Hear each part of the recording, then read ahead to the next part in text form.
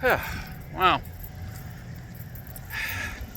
it is Tuesday, the day after the big election, and we have narrowly averted a major disaster.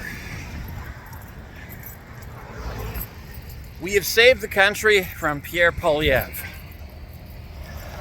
It's not a huge achievement, but it is a necessary achievement. And yeah, the alternative would have been catastrophic. Let's be honest. The alternative for Canada would have been catastrophic.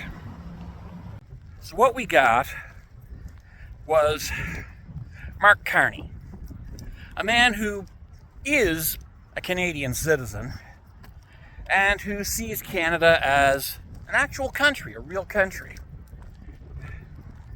Admittedly, he's not the best of all possible candidates, far from it.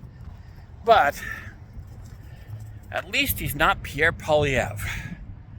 At least he's not Pierre Poilievre. That is his saving grace. That, and he's actually had a job outside of being a political backbencher. He's actually had to work for a living. Well, kind of, sort of. I mean, the man was born rich enough that he could have lived off his savings and his investment portfolio. But then again, the same could be said for Pierre Poilievre. Born rich, born privileged, able to live comfortably off the interest from the investment portfolio that he was given by his parents. Because Poilievre was a trust fund baby. One of the more disturbing elements that I've noticed about a lot of conservative supporters is that they pretty much worship their leaders, treating them as almost godlike or divinely appointed beings, rather than as representatives that we, the people, elect. It's a religious reverence that transcends reason, logic, sanity, or indeed even the Constitution. Liberal voters, on the other hand, tend to view our candidates as our representatives, not God's representatives, and certainly not as Trump's representatives. And yes, just as south of the border, so here too, there is a bit of a tendency to get the two confused. Is it God? Is it Trump? Is it both? Are they interchangeable? Yeah. Yeah. And it does look like we're going to get some weather coming in, so I'm going to get myself downtown and down to the cafe and get some breakfast into me. Yeah. Absolutely. I shall see you down there. Yeah, definitely some weather coming in.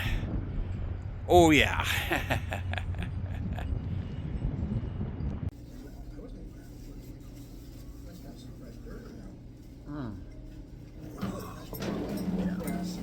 So, as I said, we dodged a bullet.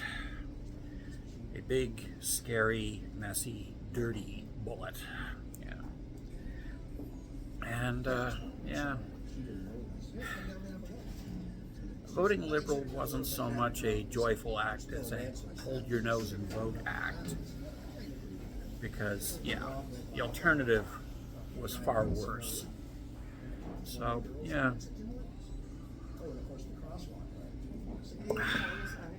Canada has been saved.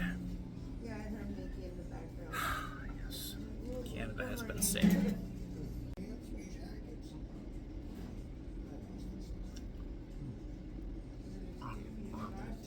Anyway.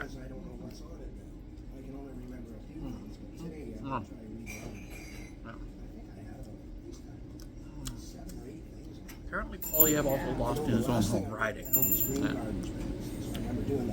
So that should tell you something. I gotta get grease. But yeah, we dodged a bullet. And it was a greasy orange bullet. And it was aimed from Mar-a-Lago and Langley, Virginia. Go look up those two places. Yeah.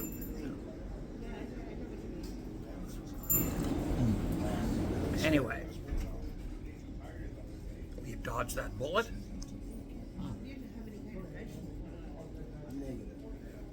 Yeah. And we can safely say we're still going to have our country in 4 years. Yeah. Certainly better than what would have happened if little PP had gotten in. A man who is on record as saying, and I quote, "Canada isn't even a real country." Yeah. Yeah.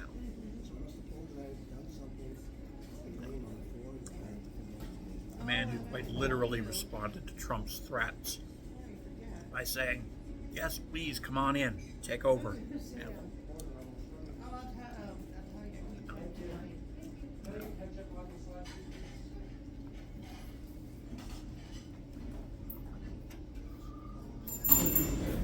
Go back to mine. Yeah. Mom said, "Do you want any more?" Well, I got a whack from there the other day, and then I went and picked up the stuff I got from the body shop. So Polyev is very much Harper's successor. Yeah. I will. And we all remember what Harper did.